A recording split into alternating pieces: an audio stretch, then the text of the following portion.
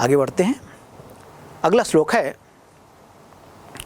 शस्त्रहता नहि रिपवो भवन्ति प्रज्ञाहतास्तु रिपवः सुहता भवन्ति।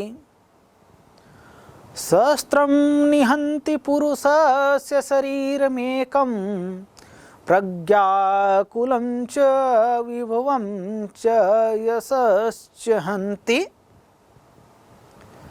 शस्त्र हता, शस्त्रेण हता इति शस्त्र हता, तृतीय तत्पुरुष समास।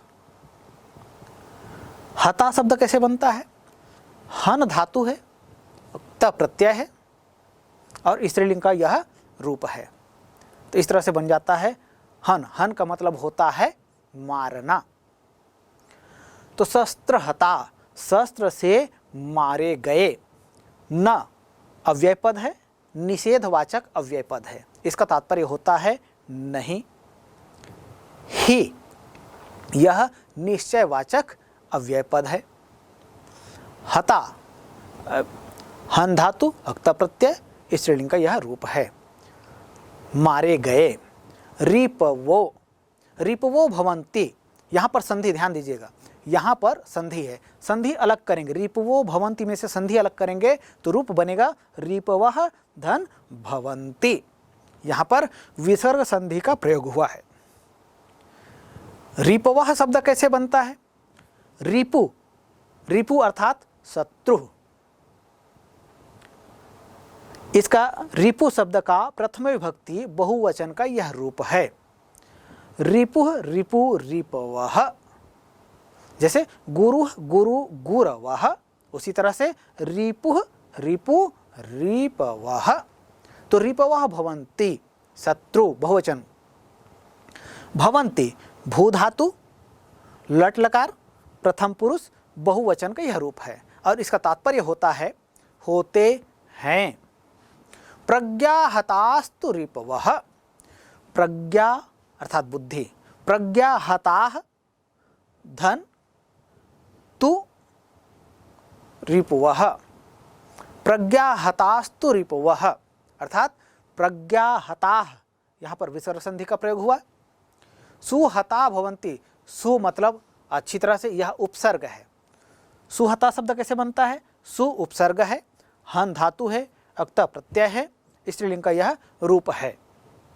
तो अच्छी तरह से मारे गए। भवन्ति भू धातु लट लकार प्रथम पुरुष बहुवचन का रूप है, इसका तात्पर्य होता है होते हैं।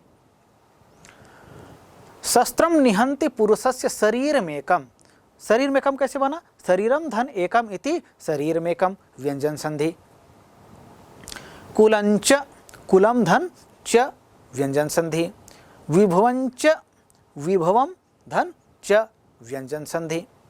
यशश्च यशः धन च इति यशश्च, यह विसर्ग संधि का रूप हुआ। तो इस तरह से जो श्लोक में विभिन्न कठिन पद आए थे उन पदों को हमने अलग किया और उनके अर्थ भी हमने देखा। आइए अब इसके अर्थ, श्लोक का अर्थ समझने का प्रयास करते हैं। शस्त्र हता, शस्त्रेण हता इति शस्त्रता, शस्त्र से मारे गए। न मतलब नहीं, ही का मतलब होता है यह निश्चयवाचक अव्यय पद है। हता मरते हैं। रिपवः शत्रुगण भवन्ति, अर्थात शस्त्रों से मारे गए शत्रु नहीं मरते हैं। शस्त्रों से यदि किसी शत्रु को मारा जाए तो केवल वह शस्त्र से मरने वाला शत्रु ही मरेगा। शत्रुता या शत्रु के जो परिजन जो उस रण में नहीं है वे मरेंगे क्या? नहीं। इसलिए कहा गया शस्त्र हता नहीं हता रिपवो भवन्ति, अर्थात शस्त्रों से मारे गए शत्रु नहीं मरते हैं।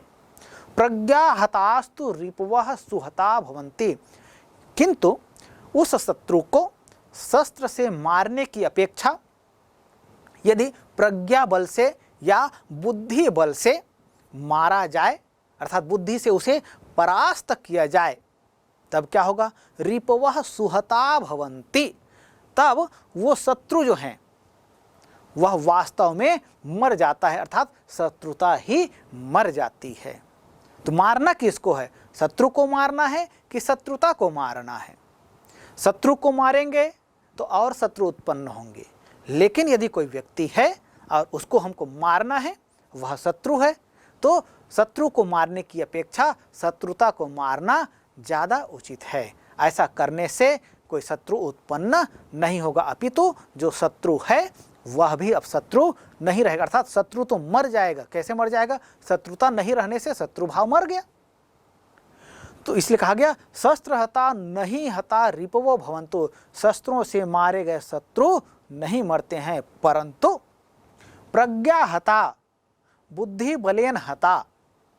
प्रज्ञा का तात्पर्य होता है बुद्धि, तो बुद्धि से मारे गए रिपवः शत्रु सुहता भवन्ति, वास्तव में या कहें कि अच्छी तरह से मारे जाते हैं।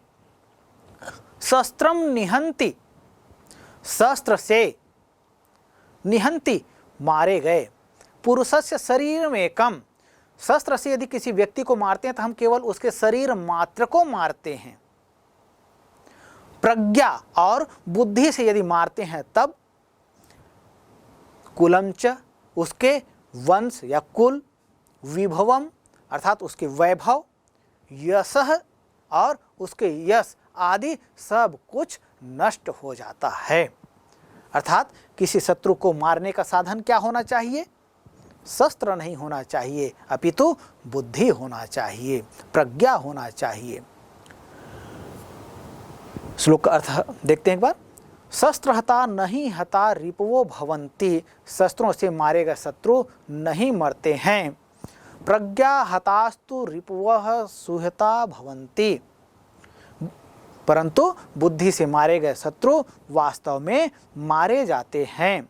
शस्त्रम निहंति पुरुषस्य शरीर में कम, शस्त्र से तो शत्रु का केवल शरीर ही मारा जा सकता है, नष्ट किया जा सकता है।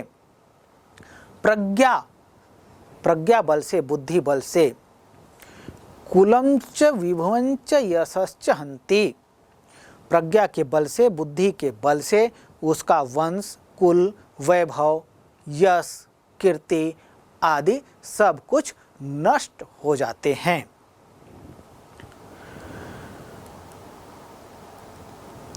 अस्मिन हाँ, इस श्लोक से संबंधित कुछ प्रश्न पूछे जा सकते हैं, जैसे कीर्ति इति पदस्य पर्याय पदम अस्मिन् श्लोके किम पदम प्रयुक्तम। उत्तर क्या होगा?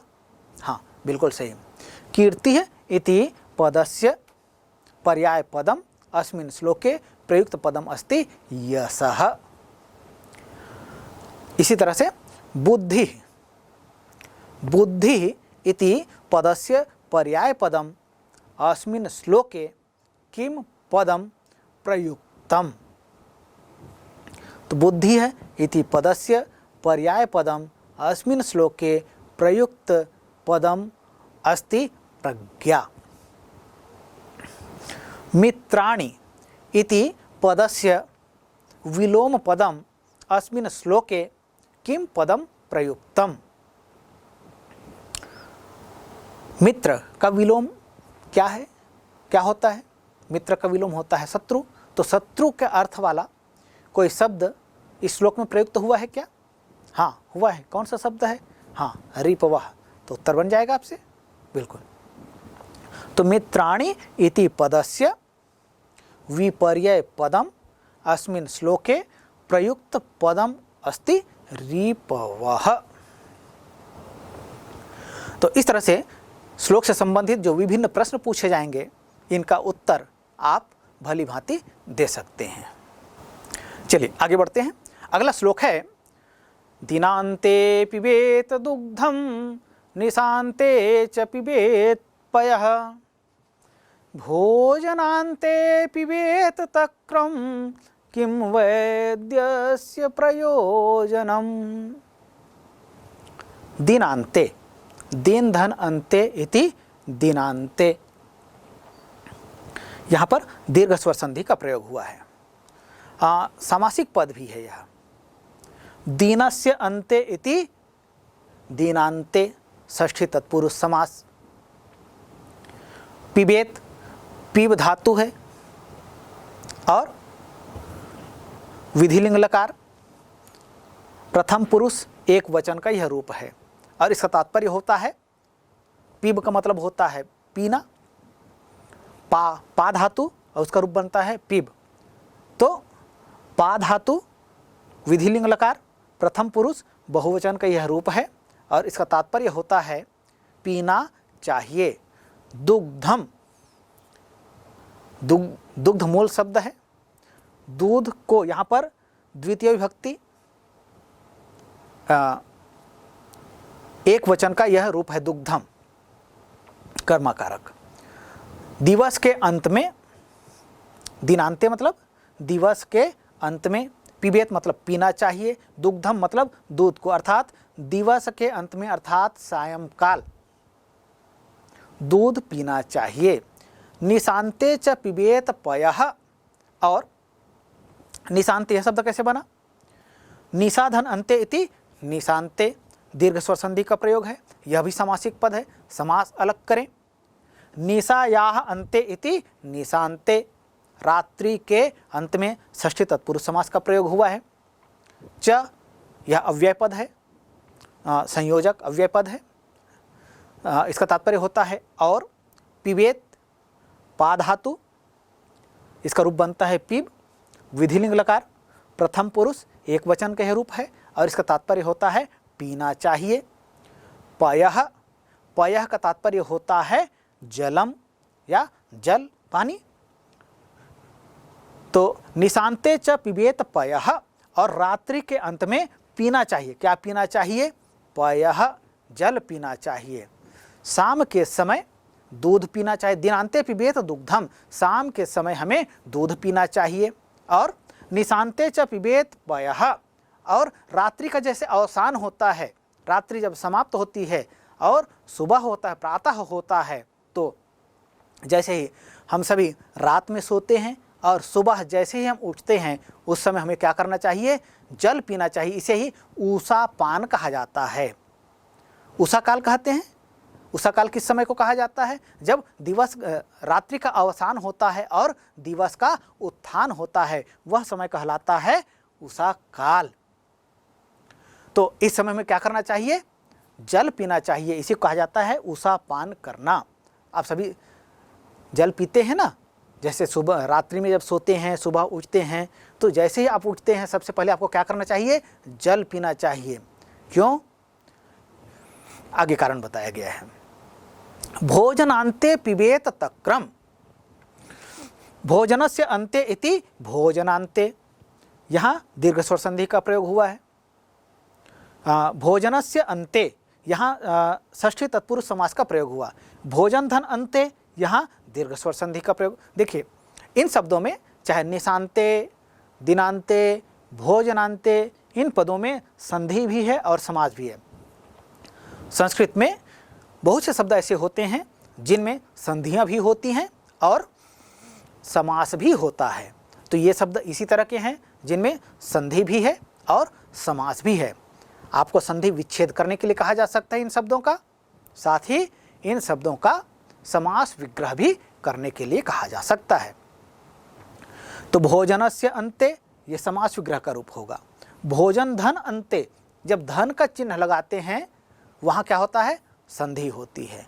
संधि में धन का चिन्ह लगता है, समास में धन का चिन्ह का प्रयोग नहीं किया जाता है। इन चीज़ों का आपको ध्यान रखना है। तो भोजनांते, भोजन के अंत में अर्थात भोजन करने के उपरांत, पिबेत तक्रम अर्थात तक्र या छाछ या मठा पीना चाहिए। किम वैद्यस्य प्रयोजनम, यदि कोई व्यक्ति ऐसा करता है तब उसका शरीर जो है निरोग होता है। और जब व्यक्ति निरोग होता है तब उसे वैद्य चिकित्सक के पास जाने की आवश्यकता होगी क्या? नहीं होगी ना। हाँ, तो किम वैद्य इसलिए लिखा है किम वैद्यस्य प्रयोजनम, यदि कोई व्यक्ति दिनांते पिबेत दुग्धम, दिवस के अंत में दूध पीता है, निशांते च पिबेत पयः, और रात्रि के अंत में वह जल पीता है, भोजनांते पिबेत तक्रम, और भोजन के अंत में छाछ या मठा पीता है। किम वैद्य से ऐसा करने से वैद्य की आवश्यकता नहीं है। तो दिवस के अंत में दूध पीना चाहिए, रात्रि के अंत में अर्थात सुबह सुबह जल पीना चाहिए, भोजन के अंत में छाछ या मठा पीना चाहिए। किम वैद्य से प्रयोजनम, ऐसा करने से वैद्य की आवश्यकता नहीं होती है। श्लोक से संबंधित कुछ प्रश्न पूछे जा सकते हैं, जैसे दिवसः, दिवसः इति पदस्य पर्याय पदम अस्मिन् श्लोके किम पदम प्रयुक्तम। तो दिवसः इति पदस्य पर्याय पदम प्रयुक्त पदम अस्ति दिनम।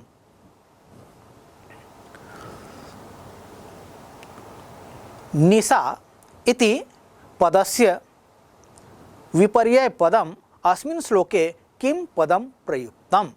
निशा का तात्पर्य होता है रात्रि। इसका पर्याय भी पूछा जा सकता है, विलोम भी पूछा। अभी क्या पूछा गया है? विपर्यय अर्थात विलोम पद पूछा गया है।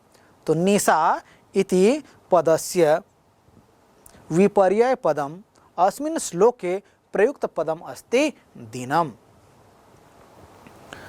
इसी तरह से पयः, पयः किसको कहा जाता है? पयः इति पदस्य पर्याय पदम लिखत, ये कह दिया गया, तब क्या लिखेंगे?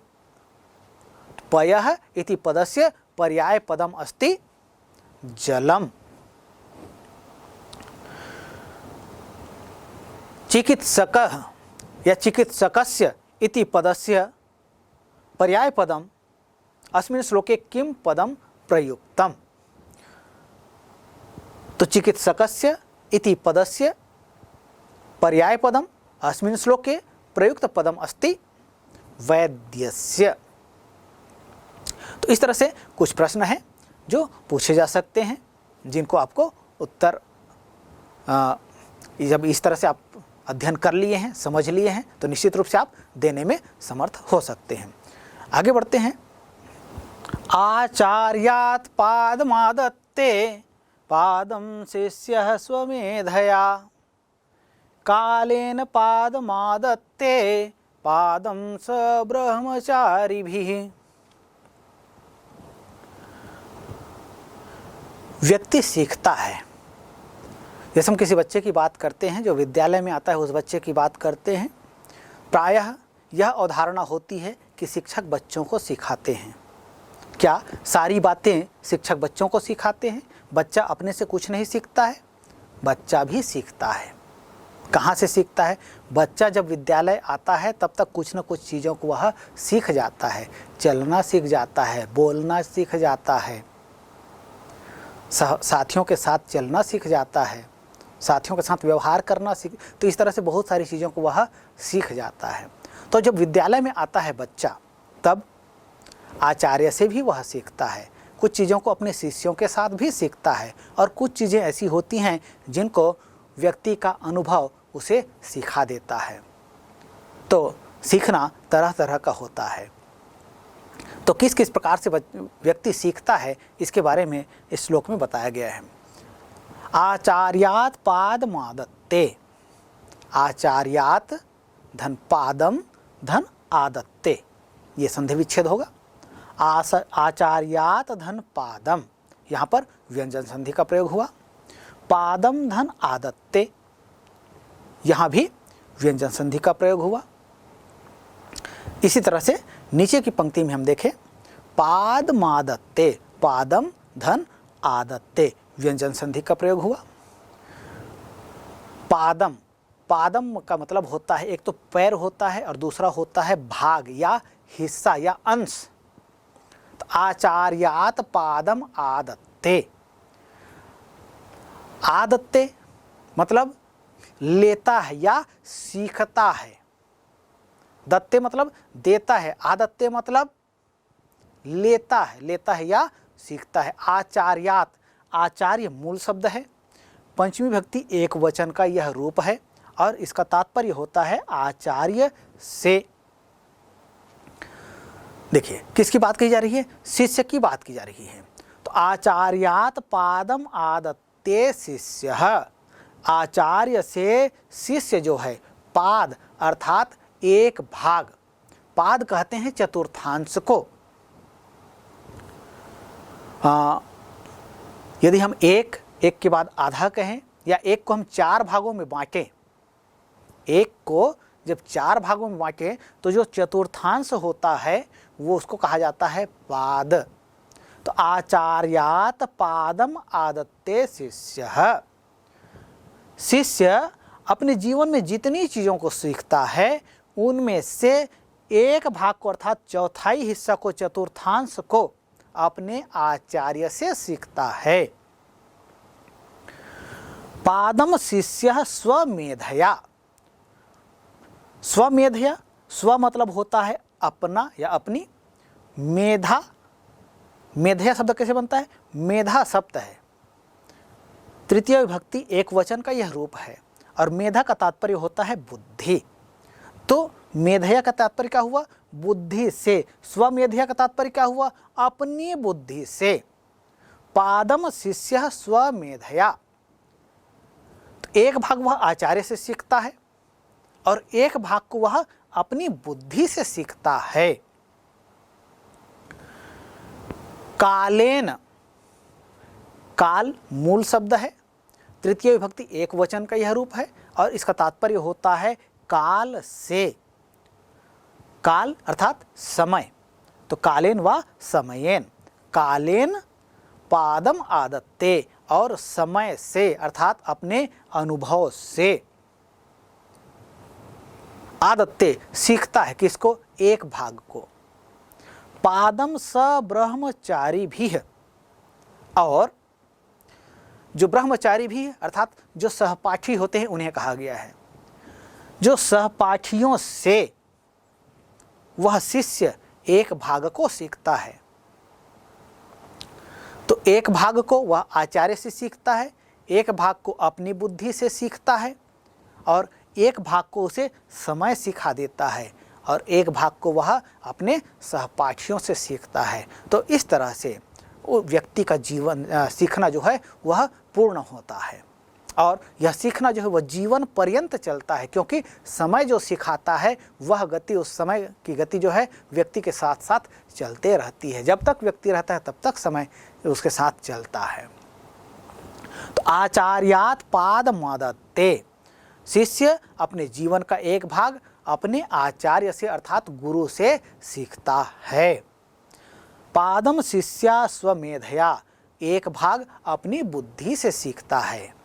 कालेन पादमादत्ते, और एक भाग वह समय से सीखता है।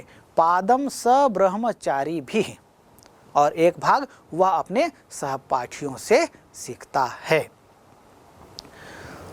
स ब्रह्मचारी भी, तो ब्रह्मचारी शब्द है, स उपसर्ग लगा हुआ है इसमें, तृतीय विभक्ति बहुवचन का यह रूप है।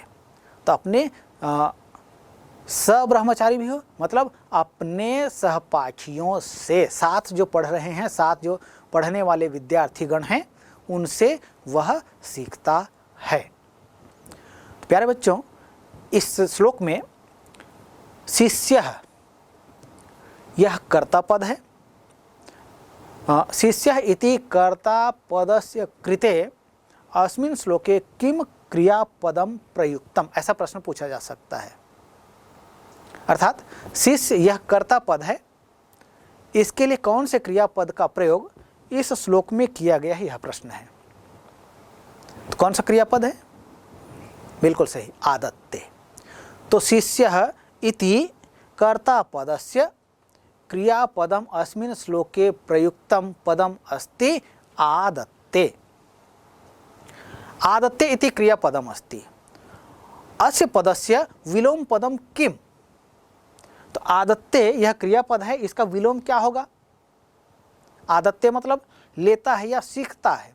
तो देखिए, जैसे हम गच्छति और आगच्छति, गच्छति मतलब होता है जाना, जाता है, और आगच्छति मतलब आता है।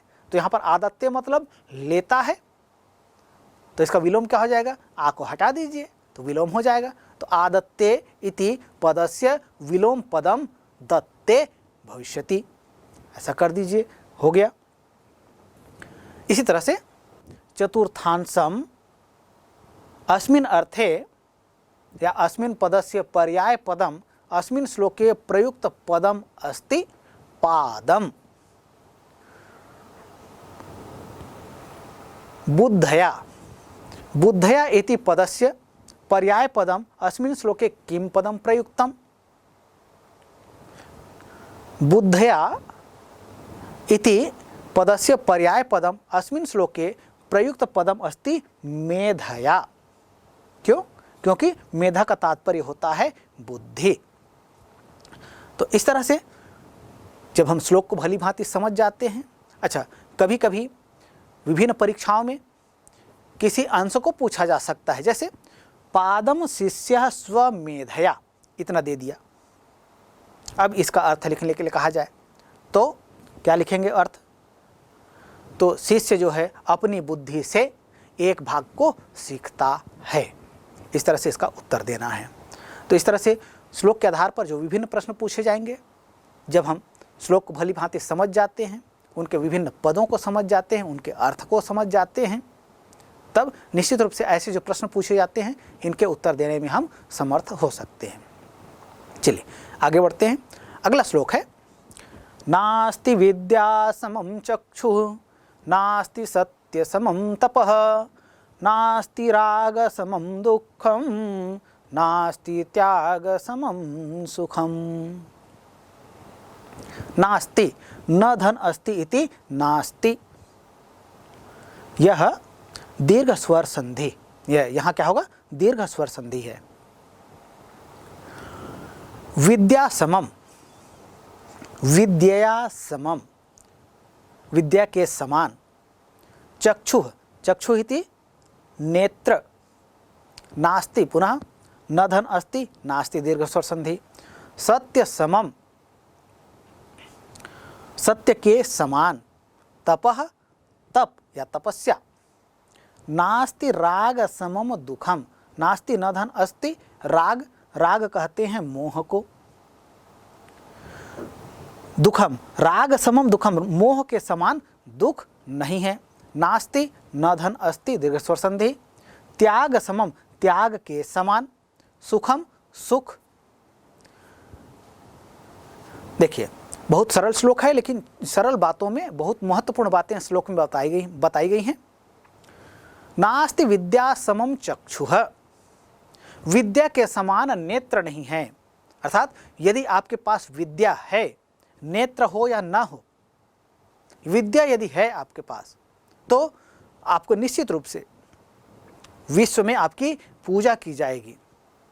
अर्थात विद्या रूपी नेत्र से आप सब कुछ देख सकते हैं, सब कुछ पा सकते हैं। इसलिए कहा गया है नास्ति विद्या समम चक्षुः, विद्या के समान आंख नहीं है। नास्ति सत्य समम तपः, आप चाहे कितने धनवान हो जाएं, कितने ऊंचे पद में पहुंच जाए, लेकिन यदि आप सत्याचरण नहीं करते हैं तब वो सब व्यर्थ है। इसलिए कहा गया नास्ति सत्य समम तपः, सत्य के समान तप नहीं है। अर्थात सत्य का रास्ता जो होता है यह बहुत सीधा और सरल होता है, और जो सीधा होता है, जो सरल होता है, इस मार्ग पर चलना ही बहुत कठिन होता है। इस मार्ग पर चलना किसी तपस्या से कम नहीं है। इसलिए कहा गया नास्ति सत्य समम तपः, सत्य के समान तप नहीं है। नास्ति राग समम दुखम, और राग अर्थात मोह, यदि हम किसी से लगाव करते हैं, लगाव रखते हैं, जब हम लगाव रखते हैं तभी और उस अपेक्षा की पूर्ति नहीं होती है तब हमें दुख होता है। अर्थात किसी वस्तु से या किसी व्यक्ति से जब हमारा लगाव होता है या मोह होता है और वह वस्तु या व्यक्ति हमें नहीं मिलता है या उसका अभाव होता है, तब हमें दुख होता है। इसलिए कहा गया नास्ति राग समम दुखम, राग के समान दुख नहीं है। नास्ति त्याग समम सुखम, और त्याग के समान कोई सुख नहीं है।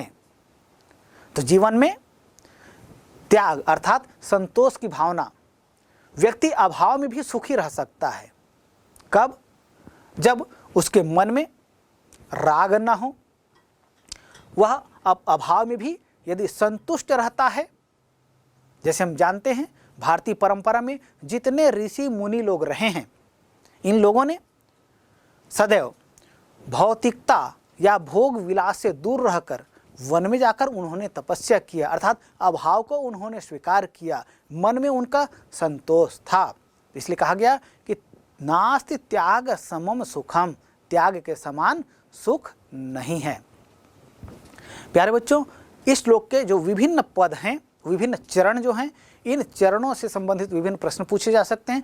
कोई भी एक चरण, जैसे नास्ति विद्या समम चक्षुः,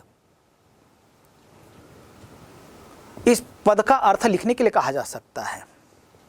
तो आप लिख सकते हैं विद्या के समान चक्षु या नेत्र नहीं है।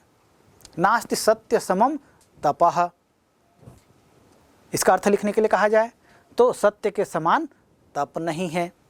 नास्ति राग समम दुखम, इसका अर्थ लिखने के लिए कहा जाए तो राग के समान या मोह के समान कोई दुख नहीं है। नास्ति त्याग समम सुखम, इसका अर्थ लिखने के लिए कहा जाए तो नास्ति माने त्याग के समान कोई सुख नहीं है। इस श्लोक से संबंधित विभिन्न वस्तुनिष्ठ प्रश्न भी आजकल परीक्षाओं में पूछे जाते हैं। जैसे नास्ति विद्या समम कह दिया जाए और 4 विकल्प आपको दिया जाएगा, चक्षुः, तपः, दुखम और सुखम।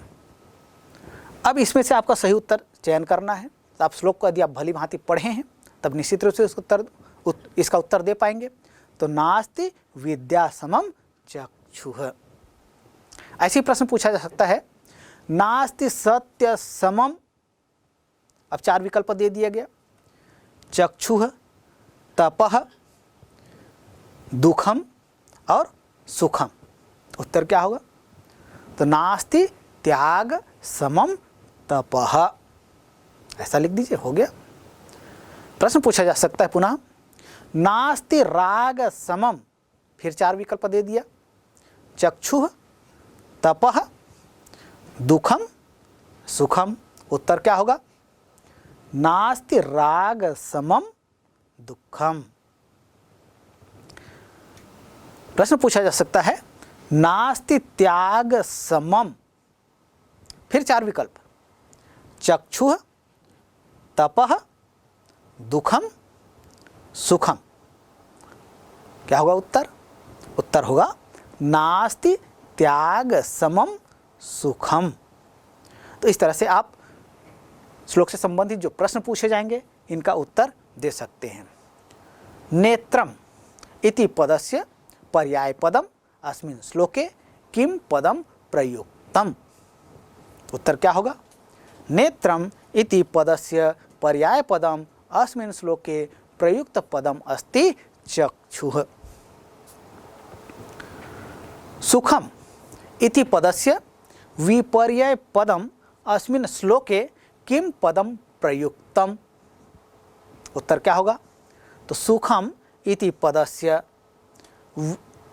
विलोम पदम या विपर्यय पदम अस्मिन् श्लोके प्रयुक्त पदम अस्ति दुखम। तो इस तरह से श्लोक से संबंधित जो विभिन्न प्रश्न पूछे जाएंगे इनका उत्तर दे सकते हैं। तो प्यारे बच्चों, अभी हमने अध्ययन किया पाठ सुभाषितानि। इसके अंतर्गत हमने विभिन्न श्लोकों का अध्ययन किया, उनके जो कठिन शब्द हैं उनको हमने समझा, शब्दार्थ क्या होगा या उस शब्द का निर्माण कैसे हुआ इसके विषय में हमने चर्चा किया, और साथ साथ श्लोकों के जो अर्थ हैं इनको हमने समझने का प्रयास किया।